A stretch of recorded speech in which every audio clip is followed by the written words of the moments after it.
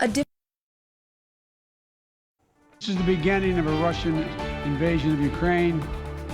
Coming up tonight on Idaho News 6, President Biden announcing new sanctions against Russia for its aggression in Ukraine. We'll tell you about the executive orders and what they'll likely mean for your wallet and for all of America.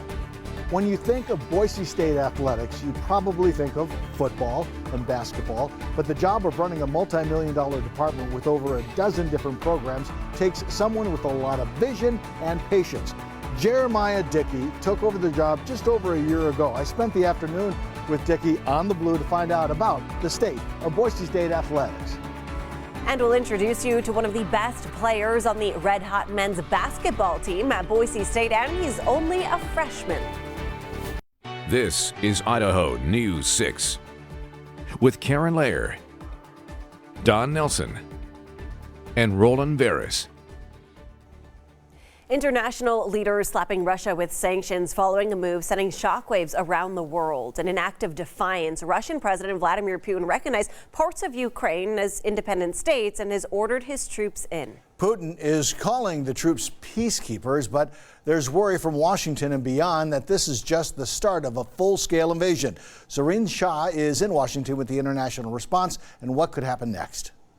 President Biden making it clear that Russian President Vladimir Putin's recognition of two separatist regions in eastern Ukraine as independent will not go unpunished. Who in the Lord's name does Putin think gives him the right to declare new so-called countries on territory that belong to his neighbors? Today he announced further sanctions hours after similar sanctions from the European Union and the United Kingdom. We're implementing full blocking sanctions on two large Russian financial institutions, VEB and their military bank. And the president adding that they will move more American troops already in Europe to the region. Let me be clear, these are totally defensive moves on our part.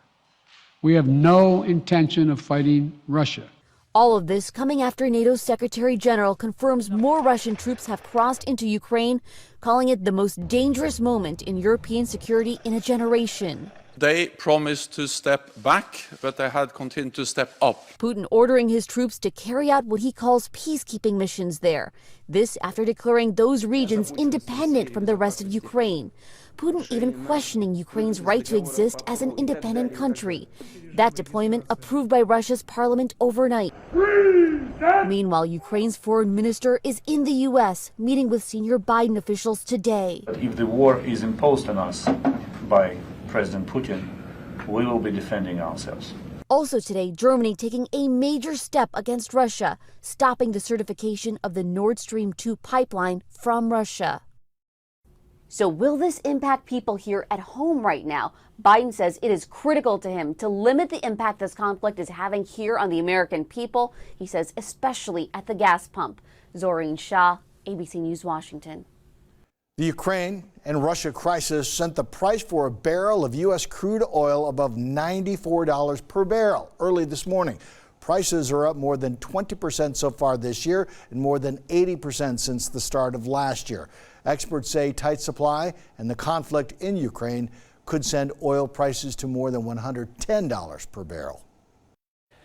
Well, it was a pretty rough morning commute coming in from Canyon County with the snow this morning. Only flakes falling in Boise during the day today, but in the Western Valley and the Southwestern Valley, we had snow upwards to 5 inches in isolated locations, but 2 and 3 inch amounts are pretty common. This was a great picture from Linda Johnson in Homedale with the snow flying this morning. Some deer off in the background here. The ground turning certainly white. The Nampa area, Lake Lowell up 3, maybe even 4 inches of snow. Cuna had about an inch of snow as well. That storm system, as I mentioned yesterday, was going to make a close call. It would give us snow south and west of the interstate, but it did cross the interstate at Caldwell. But there's the storm going down to the south. It's pinwheeling some moisture to the north here. We have to watch out for snow showers in this region here tonight into tomorrow morning.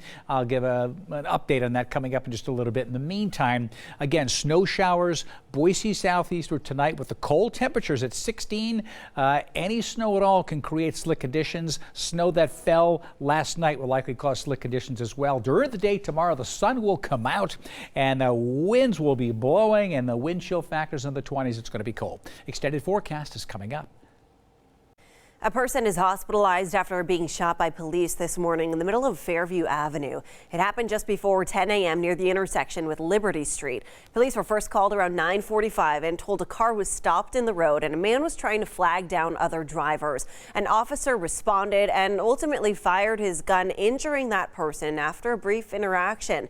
Police haven't explained exactly what happened immediately leading up to the shooting, but Boise Police Chief Ryan Lee says the man will be charged with aggravated assault with a deadly weapon upon an officer once he is released from the hospital. He is expected to be okay, and the officer was not injured. The Critical Incident Task Force is investigating. When you think of Boise State athletics, you probably think of football or basketball, but a job running a multi-million-dollar budget is responsible for 18 different programs. Takes someone with a lot of vision and patience. Jeramiah Dickey took over the job just over a year ago. I spent an afternoon with Dickey to find out about the state of Boise State athletics. There was not a honeymoon period. I've been here a year. I feel like it's been 10. We've gotten a lot done, and I'm really proud of that. Jeramiah Dickey didn't have a lot of time to settle in when he was hired in January of last year. So I arrived for the first time ever, because I interviewed on Zoom, first time ever to Boise that Sunday. I'm so excited to get to work. I did my press conference, first press conference ever, and then that afternoon I had my first head coach interview. And so we were off and running. And then by that Friday, we had committed to Andy and had signed his deal, and I believe we announced him on that Sunday. I jumped on a plane and was back to Waco to close out, my time at Baylor. Even during his years in Texas, he kept a close eye on the blue. Coming from other institutions and in my career, I was always following what this place was doing because they were always a level above everyone else. Dickey speaks fondly of mentors who helped shape his career, including his father. You were very emotional when you were talking about your wife and kids and coming up here. Like, they are your rock. Absolutely. My faith, my family, and this job. A big part of this job is to elevate all of the school's sports programs. We're working on lights at softball. We're working on lights at soccer. We're working on video boards at both of those venues. We're working on upgrading our technology in this space and extra mile. There are endless opportunities. And so when I look 3 to 5 years from now, we should not look the same. But make no mistake, football is the centerpiece. Dickey wants to provide a better fan experience at Albertson Stadium, starting with the East Side renovation project. And when I asked about increasing attendance from 36,000 and beyond, Dickey didn't back down. If they build it to 50, can you fill them? Absolutely. One, Bronco Nation's heard me say this before, unrealistic expectations produce epic results. And we're going to be epic. I will never settle. If we can build 50, we will get 50. Building a program that can compete for a national championship every year, regardless of the challenges of not being in a power conference. We're going to control what we can in that process. We all assume it's going to happen. The college football playoff will expand, and a group of 5 schools will have a seat at that table. What about a baseball program? Do you think there's a chance that baseball will return to Boise State?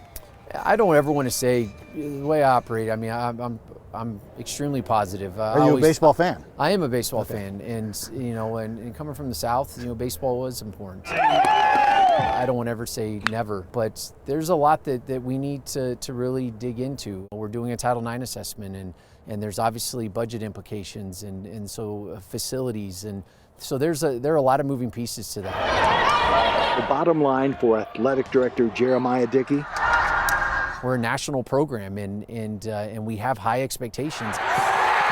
Don Nelson, Idaho News 6. Still ahead, Boise State men's basketball currently sits in first place in the Mountain West. Coming up, we'll have more on one player in particular who is making his mark on the team and in the league in just a few short months as a Bronco. This is Idaho News 6. One of Boise State's athletic programs that's finding a ton of success this season is men's basketball. They are currently sitting in first place in the Mountain West, and that is in large part from the contribution of true freshman Tyson Degenhardt. Sports reporter Lindsay Emerson has more on the impact Tyson has made on the team in a few short months he's been a Bronco. This is some of the most fun I've had in my entire life, and I couldn't have a better group beside me to help me out and be my teammates, and it's been a dream come true for me. Broncos forward, true freshman Tyson Degenhart just picked up another Mountain West Freshman of the Week award, a league-leading 8th time this season, making it his 5th straight week with this honor. I knew it was going to be special. Like everybody says, he's not an ordinary freshman. He has a great feel for the game, high basketball IQ for a freshman. And man, he puts in a lot of work, and I'm happy that it's paying off, and he's doing great things for this team. Tyson's 8 Freshman of the Week awards is more than the rest of the league's freshmen combined. But more than what Tyson's able to do on the court, head coach Leon Rice says it's what he's like off the court that adds to his success. Something Rice saw of Tyson when he started watching him when he was in 8th grade playing in Spokane, Washington. When you get to know the character and the work ethic and then get to follow it through for 5 years, you really know what you're getting. And I was convinced, and then, that's also what made me be able to bang my fist on the table and say, no, we're putting him in the starting lineup. Let's go. It's time. Tyson has worked his way into the starting lineup for the Broncos, and he's been a contributing factor to why the team is half a game ahead of Wyoming in first place. Because I knew the kind of kid he is. Now, did I know that he'd be completely ready as a freshman to play at the level he's playing? I mean, that's hard. And it's hard to do in this good of a conference with this, kind of team we have, because we have lots of other good players. And so you just didn't know that he could have this kind of success, but you certainly bet on his character, his work ethic, the kind of guy he is, the way he makes players better around him, all those intangibles that he brings to the team. Coming in, I thought I'd be playing, 10, 15 minutes a game, but you just had to be ready whenever life throws you a curveball, and I think I've been doing all right. Although Tyson wasn't highly recruited out of high school and had some late Pac-12 offers, he says Boise State checked all of his boxes, and that his continued success proves he's made the right choice. I think I'm in the right spot, and I couldn't be more thankful to be here in Boise. Lindsay Emerson, Idaho News 6. Boise State has won 10 of their last 11 home games. They now host San Diego State tonight. Tip-off 7 o'clock inside Extra Mile Arena. I'm Chief Meteorologist Scott Dorval. The cold weather is blasting on in behind our low pressure that hit us last night, still affecting parts of Idaho with snow showers. I'll give you the latest on this system, plus another one that will drop in, bringing snow to the Treasure Valley again in my forecast coming up next. Meteorologist Scott Dorval with the Idaho News 6 forecast. Well, persistent snow has been falling in Idaho's central mountains. Brundage Mountains be getting snow here and there, and the tower cam show, or I should say the time lapse shows that it had about 1.5 inches, 2 inches of snow in just about 2.5 hours this afternoon. Came blasting on in. More snow showers continuing over the Blues. There are still partial recommendations of change going over the Blues and I-84. There are still snow showers in the mountains. Midwinter temperatures, that's what's really creating the issue. Look at the cold weather for the McCall area. 23 for a high tomorrow, 21 on Thursday with about 1/2 inch of maybe 1 inch of snow, and down to 5 below Friday morning, in the 20s still into the weekend. We'll be coming out of the deep cold, but it's still going to be cold, and then we'll bring a chance of some more snow coming in into next week as a more moist weather pattern moves on in. So this is the Arctic air plunging down from Canada east of the Continental Divide, but it's pouring into the upper Snake River highlands, and we're also getting some cold air coming in from the north and west behind our storm system. So our coldest weather will be tomorrow and into the day on Thursday as well. Some of the coldest weather we've had for the winter, in fact, coming on in, while the heat is blasting in. 93 in Del Rio, Texas, close to 60 in the nation's capital. So what happened this morning? That storm system, as I mentioned, would go to our south and bring most of the snow south and west of the interstate. So here's the interstate right in here, and this is where the heavier snow fell in this white band. This is 3, 4, 5, 6 o'clock in the morning. See the deeper blues?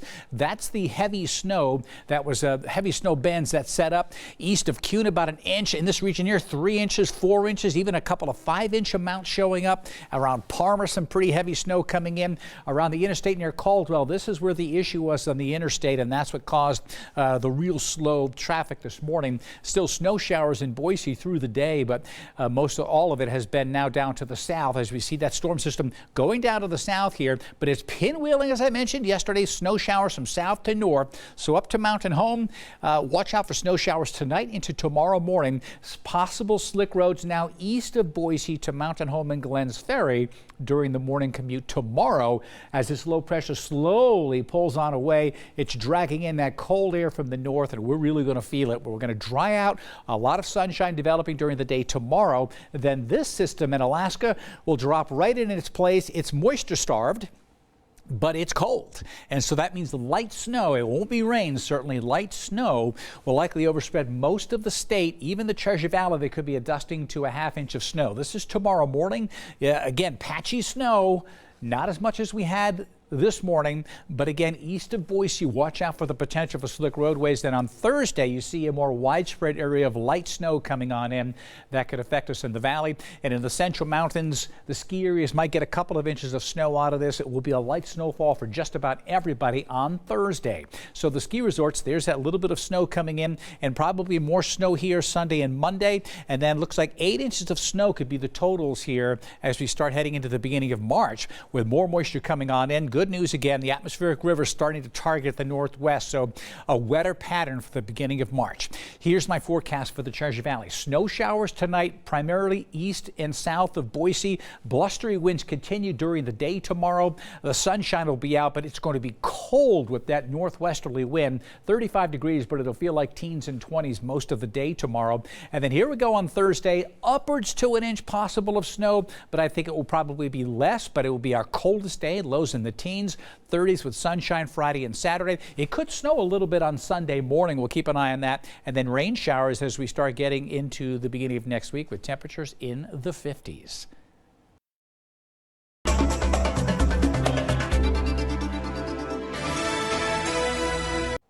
COVID-19 cases, hospitalizations, and deaths continue to drop across the U.S., but top health officials say vaccinations and booster shots will be critical to keep that momentum going in the right direction. Experts say a 4th dose of the COVID-19 vaccine might be recommended this fall. Mandy Gaither has the latest in today's Health Minute. In the war on COVID-19, the U.S. is heading in the right direction. The new daily case count down 42% since last week. The FDA is continually monitoring data to determine if or when healthy adults could benefit from a 4th COVID-19 shot. Many of us expect that in the years to come, we will have yearly doses of COVID vaccine, the same way that we do for the flu vaccine.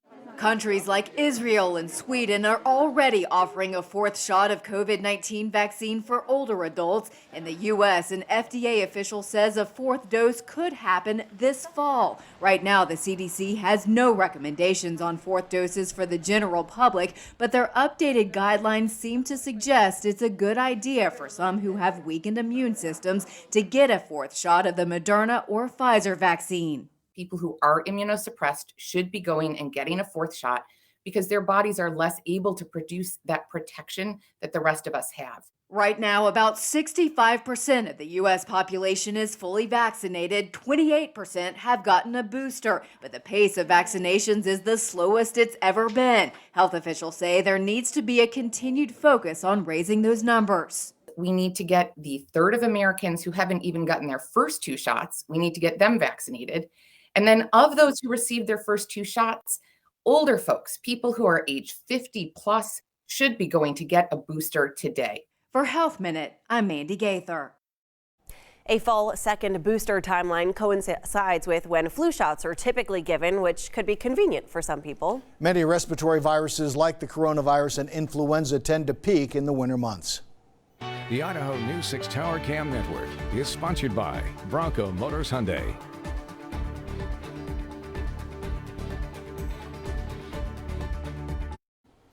Last extra forecast coming up for the day tomorrow. Cold weather's moving in, and you see these temperatures way below normal. The coldest weather tomorrow and Thursday. Light snow is likely on Thursday. I think we could see a ½ inch of snow, and then warming into the 50s next week with a chance for some rain showers. A big weather pattern changes coming on in. Thanks for joining us, everyone. Have a safe evening. We'll look forward to seeing you here again tonight at 10 o'clock.